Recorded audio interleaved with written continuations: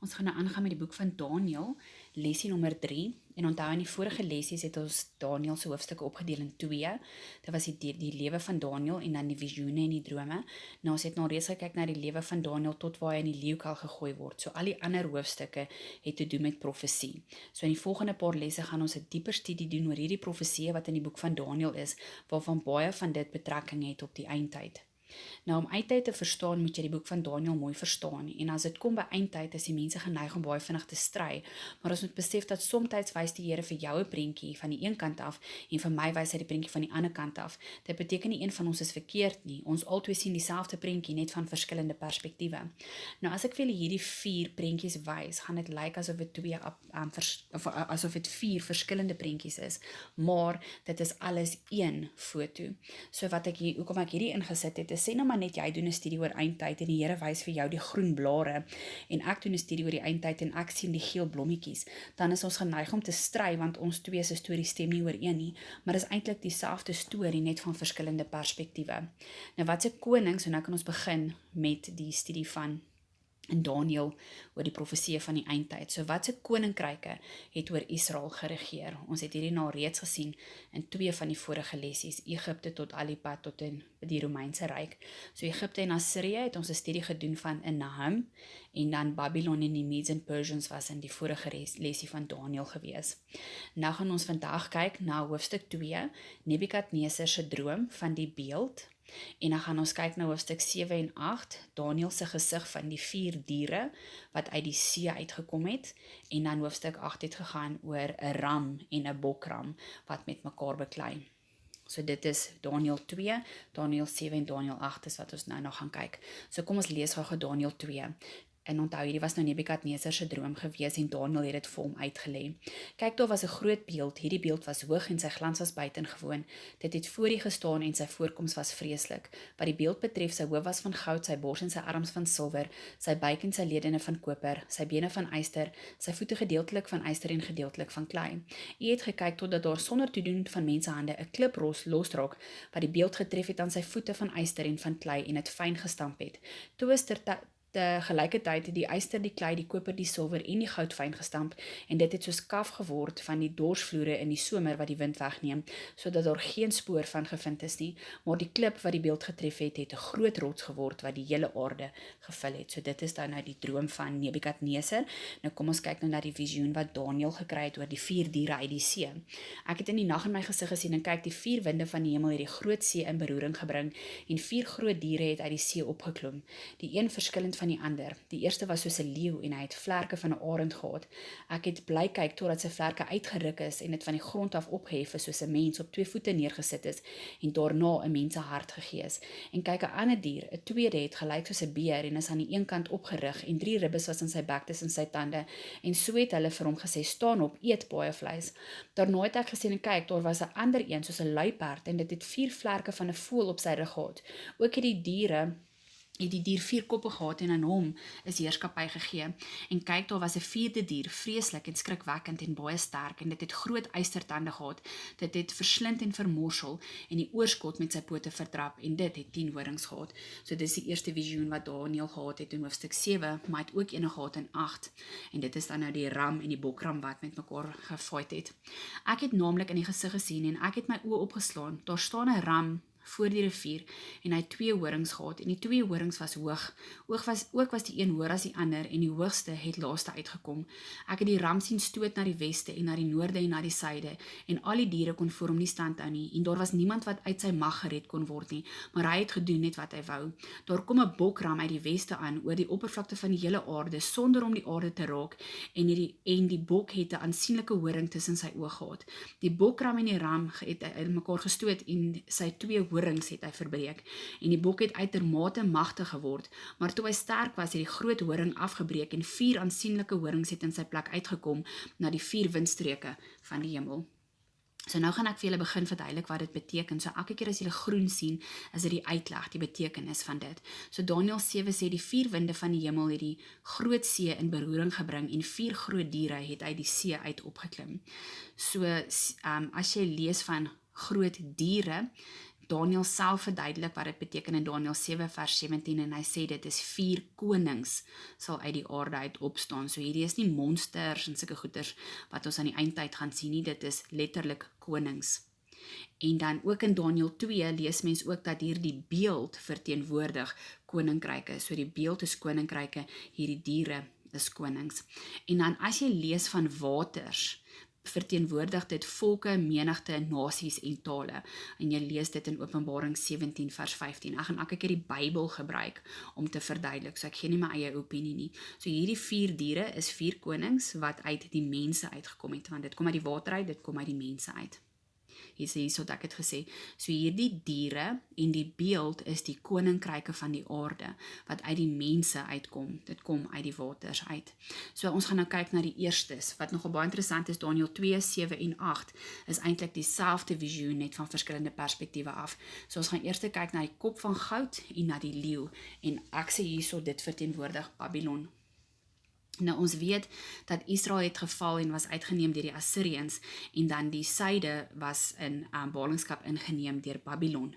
Nou hoekom sê ons dat die kop en die leeu was Babylon gewees? Daar staan, o koning het 'n gesig gehad. Kyk, daar was 'n groot beeld. Hierdie beeld was hoog en sy glans was buitengewoon. Dit het voor die gestaan en sy voorkoms was vreeslik. Wat die beeld betref, sy hoof was van goeie goud. In Daniel 2 vers 38 sê Daniel self aan Nebukadneser dat is die hoof van goud. Daarom kan ons sê dat die goue kop verteenwoordig koning Nebukadneser wat dan Babylon verteenwoordig. En dan 7 vers 4 sê soos 'n leeu. So ons kyk nou na hoekom sê ons dat die leeu is Babylon. Hy sê soos 'n leeu en hy het vlerke van 'n arend gehad. En Daniel 7 vers 4 staan nou die eerste was soos 'n leeu. Nou Babylon was bekend vir hulle leeu's. Tot ek prentjies ingesit van wat se grafiese opgrawings daar was by Babylon gewees. Oral te sien jy leeu's. 7 vers 4 sê sy vlerke is uitgeruk en dit van die grond af opgehef en soos 'n mens op 2 voete neergesit en is daaraan 'n mense hart gegee. So hierdie spesifieke leeu, en ons weet leeu is verteenwoordig Babylon, maar hierdie leeu het vlerke gehad, maar onthou sy vlerke was uitgeruk gewees en hy het 'n mense hart gekry. Nou onthou in Daniel 4 was Nebukadneser gewaarsku as hy nie God herken as die Allerhoogste, wat konings in posisie plaas nie, sal hy 'n diere hart gegee word. Vers 36 staan daar sy verstand het aan hom teruggekeer en hy het weer 'n mense hart gekry en hy het weer soos 'n mens begin loop. So ja, op 'n stadium was Nebukadneser soos 'n dier, maar die vlerke is uitgeruk en hy het toe weer 'n mens geword. So daarom kan ons sê dat die boonste koninkryk verteenwoordig Babylon.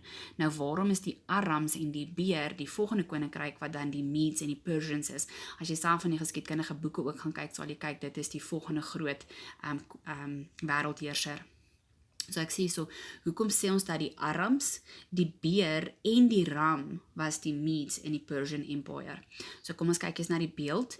Daar staan wat die beeld betref, sy bors en sy arms was van silwer. En onthou, die bors is na die hoof, so dit moet die koninkryk wees, na Babylon. So daar soos in Daniel 2 vers 39 staan daar, en nou sal daar, en na sal daar 'n ander koninkryk opstaan, geringer as die van En dan het ons gesien in die storie van Belsasar, van die hand wat teen die muur geskryf het Daniel mos die koning gesê dat koninkryk is verdeel en aan die Medes en die Persians gegee. En dieselfde nag is Belsasar, die koning van die Chaldeërs, gedood. So ons het in die Bybel gesien wat was die volgende koninkryk na Babylon. En dan kan ons sien dat hierdie spesifieke beeld se arms was gevou gewees. Nou die arms wat gevou is verteenwoordig nie twee koninkryke, die Medes en die Persians, wat hande gevat het. En te vorm die Medes en die Persians Empire. Dan weer in Daniel 7 vers 5, kyk ons weer na die beer. Dit het gelyk soos 'n beer en is aan die kant opgerig. En hy 3 ribbes was in sy bek, tussen sy tande. So hoekom was hy aan die een kant opgerig gewees? Want die Persian Empire was sterker as die Medes Empire gewees. En dan het ek hierso gesê, daai 3 ribbes wat in sy bek was, wat is dit? Die beer het 3 ribbes in sy bek gehad, want hulle het 3 empires geoorwin. Lydia, Babylon en Egipte. So daai 3 ribbes in die beer se mond verteenwoordig dat die Medes en die Persian koninkryk gaan Lydia, Babylon en Egipte oorwin. Nou gaan ons kyk na die ram. 'n Ram het 2 horings gehad en die 2 horings was hoog, ook was die een hoër as die ander. So kan julle nou verstaan hoekom was die een hoër as die ander ene. So die ram het 2 horings gehad, dit was die Medes en die Persians, en die een was hoër as die ander ene, want onthou Persia was sterker as die Medes, daarom was die beer ook mos aan die een kant hoër as die ander kant. Ook was die een hoër as die ander een, en die hoogste het laaste uitgekom, want die Persians was gevorm na die Medes, en hy sê hy het gestoot na die weste. Stoot na die weste beteken dat hierdie spesifieke koninkryk kom vanuit die ooste. So kyk hier onder het ek omkring, dit is Persia en hulle stoot na die weste. So hulle beweeg na die linkerkant toe. Kan julle sien, daar bo groot was die koninkryk, maar het uitgebrei na die weste se kant toe. En dan staan daar, ek het na die ram sien stoot na die weste en na die noorde en na die suide. So dit kan beteken, dit kom vanuit die ooste, of dit is die grondgebied wat geneem is gesamentlik, soos wat die koninkryk geëxpand het. Hierso wys ek, hoe beweeg die koninkryk na die noorde, na die weste en na die suide, want hier aan die onderkant is die Medes en die Persians Empire, die bokant was net die Medes Empire gewees. Dan die volgende ene wat ek vir julle wil wys, en al die diere kon voor hom nie stand hou nie. Nou diere kon voor hom nie stand hou nie, kan beteken, onthou die diere verteenwoordig koninkryke, so geen koninkryk kon voor hulle stand gehou het nie. So daarom kan ons sê dat die beer, die arms en die ram verteenwoordig die Medes en die Persians Empire. So die koninkryk na hulle was die Grieke gewees. So ons gaan nou kyk na die volgende gedeelte van die beeld, en na die luiperd en dan na die bokram. Nou kom ons kyk het gou wat het gebeur in die Grieke se geskiedenis. Nou Alexander the Great het koning geword toe hy 20 was, en hy het dood gegaan op 32. Nou hierso wys ek vir julle hoe groot was die Grieke se koninkryk, so hy het eintlik nou nog meer na die linkerkant toe geëxpand. Nou toe daar vir Alexander gevra word, wie moet na hom heers, was sy antwoord die sterkste. En as gevolg van dit het sy 4 generale vyande geword van mekaar, en die koninkryk het gesplit in 4. Hierso het ek dit vir julle in 4 kleure. Dit is Cassander, Ptolemy, Lysimachus en Seleucus. En later het Antiochus ook uit die 4de koninkryk uitgekom. So snaakse name, Griekse name. Ons gaan later weer verder kyk ook na Antiochus by die 4de koninkryk. So hoekom sê ons dat die buik by die beeld, die luiperd aan die regterkant en die bokram is Griekeland? Kom ons kyk. So Daniel sê vir die koning, wat die beeld betref, sy buik en sy ledene is van koper, so die lyf is na die bors, so wat sy koninkryk het gekom na die Medes en die Persians. Daniel 2 vers 39 sê Daniel 'n 3de koninkryk van koper wat oor die hele aarde sal heers. En ons weet dat Alexander the Great het die Medes Persian Empire oorwin in die jaar 334 as jy gaan kyk in die geskiedenisboeke. En dan kyk ons na die luiperd, hy was soos 'n luiperd. Nou 'n luiperd is bekend vir sy spoed. Alexander the Great het een van die grootste koninkryke in die antieke wêreld gebou in 'n baie kort tydjie. Op 20 het hy koning geword en op 32 was hy oorlede, so dit was 'n baie vinnige koning, daarom word hy vergelyk met 'n luiperd. En ek het reeds vir julle gewys hierso hoe groot die koninkryk van die Grieke was onder Alexander the Great. So hierdie spesifieke luiperd het 4 vlerke gehad en 4 koppe gehad. So die 4 koppe verteenwoordig sy generale wat na hom opgevolg het, want Openbaring 17 vers 10 sê as jy lees van koppe, verteenwoordig dit konings. So dit is dan daai 4, Cassandra, Ptolemy, Lysimachus en Seleucus. Hierso het ek het net 'n bietjie groter prentjie gemaak, dat jy kan sien die pers, die oranje, die groen en die geel. Nou kom ons kyk na die volgende, so ons het nou gekyk na die beeld, ons het gekyk na die luiperd, so kom ons kyk nou na die bokram, en hulle sê 'n bokram kom uit die weste. Nou dit beteken dat Griekeland is in die weste. So daarso bo het ek vir julle 'n pyltjie ingesit, dit is die weste, en hulle sê dat hierdie spesifieke bokram kom van daar af. En hy sê hierdie bokram het sonder om aan die grond te raak, dis hoe hy beweeg het. So dit beteken dat weer eens Alexander se empire het baie vinnig expand, en 'n aansienlike horing het tussen sy oë uitgekom. Daniel 8 vers 21 sê, dit is Griekeland, en die groot horing wat tussen sy oë was, dit is die eerste koning. En as jy gaan kyk in die geskiedkundige boeke, dit was dan Alexander the Great. En ek gaan nie lees, 8 vers 5, hy het verbitter geword teenoor die ram, en hom gestoot en sy 2 horings verbreek. Nou onthou die ram is die vorige koninkryk, is die Medes en die, dis die Medes en die Persians. So Alexander het die Medes en die Persians Empire gewen die jaar 334. Nou die bok het uitermate magtig geword, maar toe hy sterk was, het die groot horing afgebreek. So onthou nou hierdie groot horing verteenwoordig Alexander the Great. En Alexander het op die ouderdom van 32 doodgegaan met 'n baie groot grondgebied. So onthou nou, as jy die storie kan onthou, toe Alexander the Great doodgegaan het, het sy 4 generale opgestaan. So kom ons kyk wat gebeur nou aan die linkerkant. En 4 aansienlike horings het in sy plek uitgekom. So hierdie 4 verteenwoordig die 4 koninkryke van sy generale. En dan sê ek daar, en die 4 aansienlike horings het in sy plek uitgekom na die 4 windstreke van die hemel. So onder die 4 generale het Griekeland opgedeel in die noorde, ooste, suide en weste. En hierso wys ek weer noord, oos, suid, wes vir al 4 van sy generale. So Griekeland het toe in 4 gedeel. Nou hierdie spesifieke of visioen wat Daniël gesien het, in Daniël 8 het nog 'n bietjie meer inligting. So kom ons kyk, en een van die horings het 'n horing eers klein uitgekom.